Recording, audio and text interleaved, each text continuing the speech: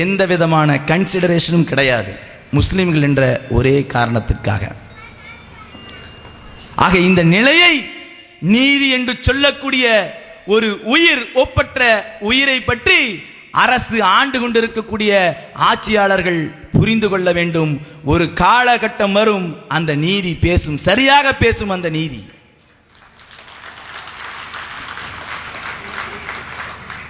இந்த நாட்டிலே சுதந்திர தினம் கொண்டாடக்கூடாதாம்.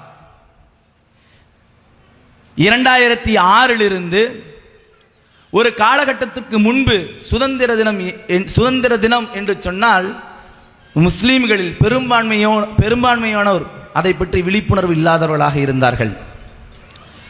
ஆக கடந்த காலங்களிலே போஸ்டர், பொதுக்கூட்டம், தெருமுனை பிரச்சாரம், இந்த நாட்டுக்காக பலவிதமான அர்ப்பணங்களை செய்துள்ளோம், இந்த நாட்டினுடைய ஜனத்தொகைக்கு மேலும் நாம் பலவிதமான தியாகங்களை செய்துள்ளோம் என்று சொல்லி அந்த தியாகிகளை கௌரவிக்கக்கூடிய விஷயத்திலும் சுதந்திர தினம் கொண்டாட வேண்டும் என்ற ஒரு வலியுறுத்தலை கடந்த காலங்களாக செய்து வந்தோம். ஆனால் தமிழகத்தில் 2008 மதுரையில் நடத்தினோம், 2009 கும்பகோணத்தில் நடத்தினோம், 2010 மேட்டுப்பாளையத்தில் நடத்தினோம். ஆனால் இந்த அரசு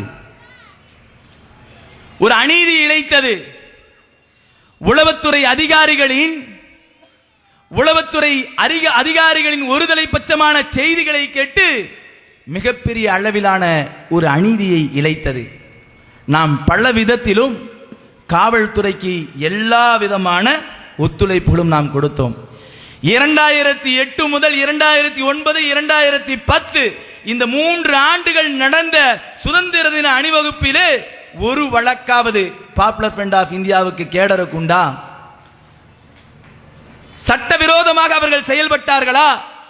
வன்முறையை தூண்டும் விதமாக பேசினார்களா? வன்முறையை ஏற்படுத்தினார்களா? அவர்களுக்கும் இந்த நாட்டின் மீது பற்றுண்டு ஆரம்ப காலகட்டம் முதல் இந்த நாட்டில் பலவிதமான தியாகங்களை செய்துள்ளார்கள். பாராளுமன்றத்திலே ஏட்டில் உண்டு. எந்த அளவுக்கு என்றால் இந்த நாட்டில் அதிகப்படியான தியாகங்கள் செய்த பட்டியலிலே இந்த நாட்டில் வாழ்ந்த ஜனத்தொகையை விட முஸ்லிம்கள் அதிகப்படியான தியாகம் செய்தார்கள் என்ற வரலாறு இன்றும் ஏட்டில் உண்டு. அது ஒரு காலம் மறக்க முடியாது. ஆனால் முஸ்லிம்கள் இங்கே 2ஆம் தர குடிமக்களாக நடத்தப்படுகிறார்கள். பலவிதமான தடைகளை ஏற்படுத்தினார்கள், பலவிதமான கொடுமைகளை தந்தார்கள், வன்முறைக்கு இழுத்தார்கள். வாருங்கள் வன்முறைக்கு என்று காவல்துறை அழைத்தது. ஆனால் நாம் சுதாரித்துக் கொண்டோம். பாப்புலர் ஃப்ரண்ட் ஒரு தீர்மானம் எடுத்தால் அது முன்னோக்கி போகும். கடந்த அக்டோபர் 15ஆம் தேதி freedom is our birth rights என்று சொல்லி கேரளத்திலே 1 மாதம் கேம்பெயினை நடத்தி தமிழகத்தில் நடத்துவதற்குண்டான வாய்ப்பு இல்லாமல் போய்விட்டது. ஏனென்றால் கார்பரேஷன் எலெக்ஷன் நமக்கு முன்னின்றது. 1 மாதம் கேம்பெயினை கண்டக்ட் பண்ணாங்க. 15ஆம் தேதி கேடரஸ் ஃபுல்லாக அணிவகுப்போடு ஒவ்வொரு 3 இடம், திருவன்றம், பெரும்பாவூர், கேலிக்கட் 3 இடங்கள்லையும் ஒவ்வொரு இடங்கள்லையும் ஏறத்தாழ 20,000 மக்கள் கலந்து போலீஸ் அனுமதி மறுத்தது, தீர்மானித்தது. அனுமதி மறுத்தாலும் செல்லுவோம் என்று தீர்மானித்தது, நடத்தது பாப்புலர் ஃப்ரண்ட் ஆஃப் இந்தியா. அதே மாதிரிதான் கடந்த சுதந்திர தின அணிவகுப்பை தமிழகத்தில் தடை செய்தீர்கள். தமிழக தலைமை 15ஆம் தேதி தவிர்த்து 17ஆம் தேதி ஆர்ப்பாட்டம் நடத்துவோம். ஏனென்றால் ஒரு பெரும்பான்மையான மக்கள் சுதந்திர தினத்தை கொண்டாடுவார்கள்.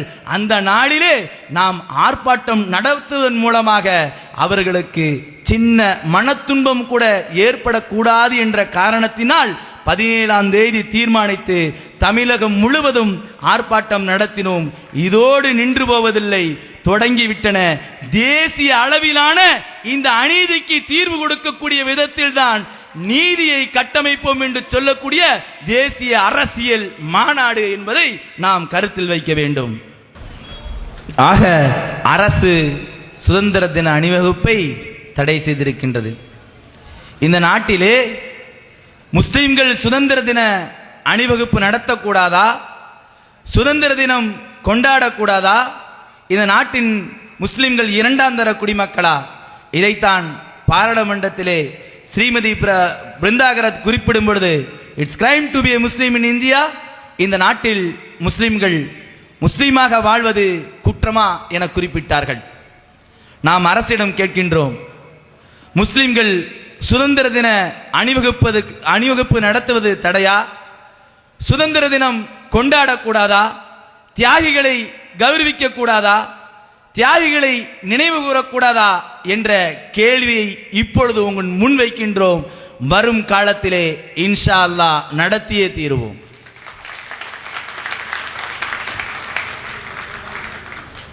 இப்பொழுது ஒரு புதிய விதமான ஒரு ட்ரெண்ட் அங்கங்கே மாநிலங்களே நடந்து கொண்டிருக்கின்றன. குர்ஆனை அவமதிப்பது. அரசு அலுவலர்களிலே, ஜெயிலர், இன்னும் அரசு பணியிலே இருக்கக்கூடிய நபர்கள் ஒரு சிலர், சங் பரிவாரர்களுடைய ஒரு சதி திட்டமும் கூட. இப்படி வெஸ்ட் பெங்காலிலே, முர்சிதாபாத்திலே, பஹரன்பூர் ஜெயிலிலே ஒரு முஸ்லிம் கைதி குர்ஆனோடு இருக்கும் பொழுது அதை அப்புறப்படுத்தி அவமதித்திருக்கின்றார். ஆனால் பாப்புலர் ஃப்ரண்ட் ஆஃப் இந்தியா விடவில்லை. சிறைச்சாலைக்கு முன்பு மிகப்பெரிய அளவிலான ஒரு பொதுக்கூட்டத்தை நடத்தியது. அங்கு பகிரங்கமாக கண்டனத்தை தெரிவித்திருக்கின்றது. இதே போன்றுதான் ஆந்திராவிலும் குர்ஆனை அவமதித்து முஸ்லிம்கள் மீதே தடியடி நடத்தி இருக்கின்றார்கள். ஆங்காங்கே இந்த நீதியை பற்றியான அறிவை இந்த உலகத்திற்கு போதித்த குர்ஆன் மீது கை வைக்கக்கூடிய, அவமதிக்கக்கூடிய ஒரு செயல் ஆங்காங்கே சிறிய சிறிய அளவுக்கு துவங்குகின்றன. ஒரு காலும் விடமாட்டோம். அதனுடைய போராட்டத்துடைய வீரியம் மாறும் என்பதை இந்த தருணத்திலும் தெரிவிக்கின்றோம். ஏனென்றால் இதிலே சங் பரிவாரர்களும் உண்டு. ஒரு சில உளவுத்துறை அதிகாரிகள், நயவஞ்சகம் படைத்தவர்களும் கூட, வன்முறையை தூண்டும் முகமாகவும் கூட இதை போன்ற செயல்பாடுகளை செய்கின்றார்கள். ஆக இதை போன்ற அநீதிகளை இந்த நாட்டில் நடந்து கொண்டிருக்கக்கூடிய ஒவ்வொரு அநீதிகளும் முஸ்லிம்களுக்கும், தலித்துகளுக்கும், ஒடுக்கப்பட்ட மக்களுக்கும், இந்த நாடு சென்று கொண்டிருக்கக்கூடிய அரசியல் ஊழலும் சரி, அரசியல்வாதிகளுடைய ஊழலும் சரி, அரசு ஊழலும் சரி அரங்கேறிக் கொண்டிருக்கக்கூடிய இந்த தருணத்திலே சமூக நீதி அவசியம். ஏனென்றால் தேசம் முழுவதும் ஒரு அநீதிக்குள்ளாக்கப்பட்டிருக்கக்கூடிய ஒரு அவல நிலையைத்தான் நாம் கண்டு கொண்டிருக்கின்றோம். இதைத்தான் பாப்புலர் ஃப்ரண்ட் ஆஃப் இந்தியா அத்தனை விஷயங்களும் இந்த சமூகத்தில் நடந்து கொண்டிருக்கக்கூடிய அநீதிகளாக இருக்கட்டும், இன்றும் இந்த தேசம் சென்று கொண்டிருக்கக்கூடிய நிலைகளை கருத்தில் வைத்துதான் இந்த தேசத்தை நீதியால் கட்டமைப்போம் என்ற முழக்கத்தோடு சமூக நீதி மாநாட்டை தீர்மானித்திருக்கின்றது. இந்த நாட்டிலே, இந்த தேசத்திலே, தேசம் என்னும் முழு உடலிலே ஒரு சில பாகங்கள் பழுதடைந்த நிலையிலே, சம பங்கீடு இல்லாமல், சம உரிமை இல்லாமல், சம நீதி இல்லாமல், சம வளர்ச்சி இல்லாமல் முஸ்லிம்களும் தலித்துகளும் ஒடுக்கப்பட்ட மக்களும் பின்தள்ளப்படுகிறார்கள். அந்த அத்தனை மக்களுக்கும் இந்த தேசத்துக்கு நீதியை நிலைநாட்டக்கூடிய, தேசத்தை நீதியால் கட்டமைப்போம் என்ற முழக்கத்தோடு இன்ஷா அல்லாஹ் வருகின்ற நவம்பர் 26, 27 அன்று டெல்லியிலே நீதியின் பங்காளர்களாக நீங்களும் பதிவு செய்ய வேண்டும். புறப்படுங்கள், இந்த தேசத்தை முழு நிலவாக மாற்ற, முழு நீதியாக பூரணப்படுத்த புறப்படுங்கள், புறப்படுங்கள், புறப்படுங்கள். வாஹிருதானா அல்ஹம்துலில்லாஹி ரப்பில் ஆலமீன். அஸ்ஸலாமு அலைக்கும் வரஹ்மத்துல்லாஹி வபரகாத்துஹு. அடுத்ததாக எங்களுடைய மாநில தலைவர் ஏஎஸ் இஸ்மாயில் சாஹிப் அவர்கள் சகோதரர் நாஞ்சில் கே சம்பத் அவர்களுக்கு பொன்னாடை போற்றுவார்கள்.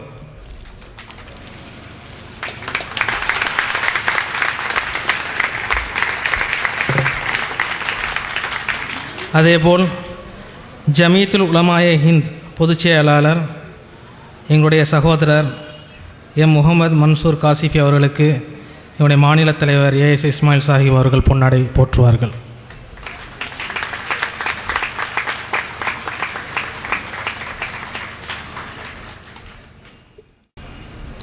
எங்களுடைய பிரியத்திற்குரிய நண்பர் நாஞ்சில் கே சம்பத் அவர்களை பேச அழைக்கின்றேன்.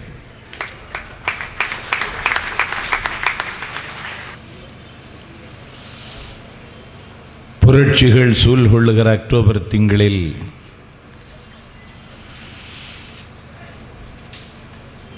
தாயகத்தின் தலைநகர் சென்னையில் தேசத்தை நீதியால் கட்டமைப்போம் என்கிற முழக்கத்தை முன்வைத்து பாப்புலர் ஃப்ரண்ட் ஆஃப் இந்தியா நடத்துகின்ற சமூக நீதி மகாநாட்டின் பிரச்சார துவக்க பொதுக்கூட்டத்திற்கு தலைமை தாங்கி உரையாற்றி அமர்ந்திருக்கின்ற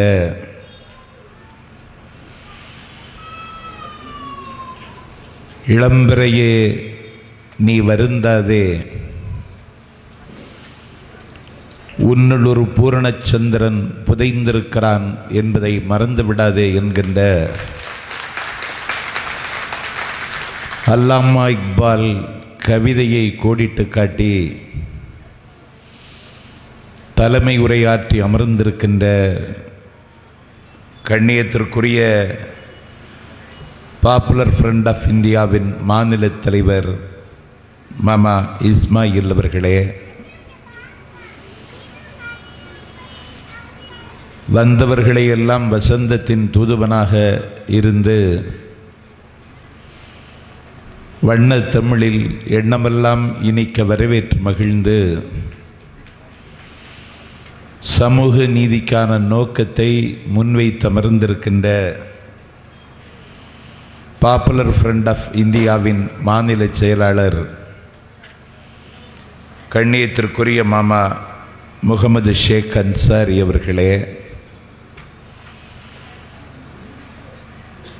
இந்த நிகழ்ச்சிக்கு முன்னிலை ஏற்றிருக்கின்ற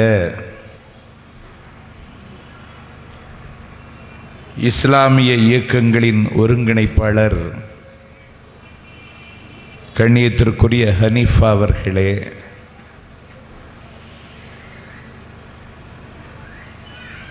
எனக்கு முன்னால்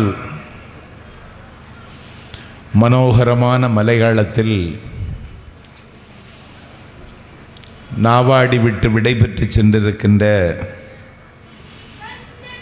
பாப்புலர் ஃப்ரண்ட் ஆஃப் இந்தியாவினுடைய தேசிய பொருளாளர் கண்ணியத்திற்குரிய முகமது ஷரீஃப் அவர்களே,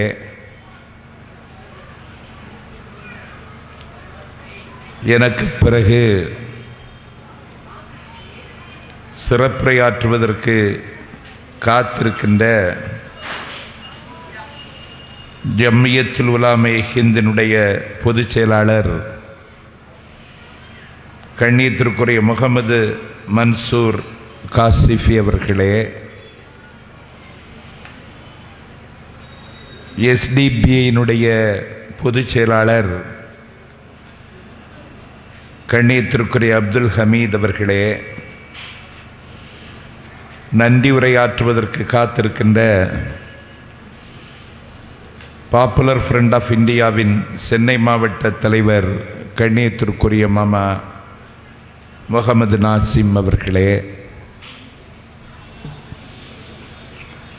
இந்த நிகழ்வில் கலந்து கொண்டுவதற்காகவே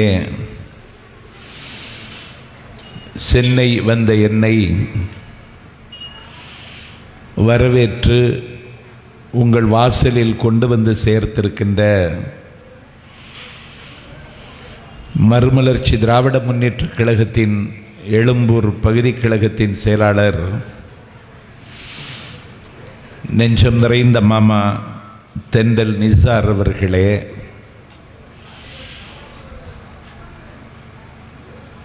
அடியேன் இங்கே உரையாற்றுகிறேன் என செய்தி அறிந்து இந்த நிகழ்வில் கலந்து கொள்வதற்கு வருகை தந்திருக்கின்ற மறுமலர்ச்சி திராவிட முன்னேற்றக் கழகத்தின் மானம் காக்கும் சகாக்கள் பார்த்தசாரதி அவர்களே,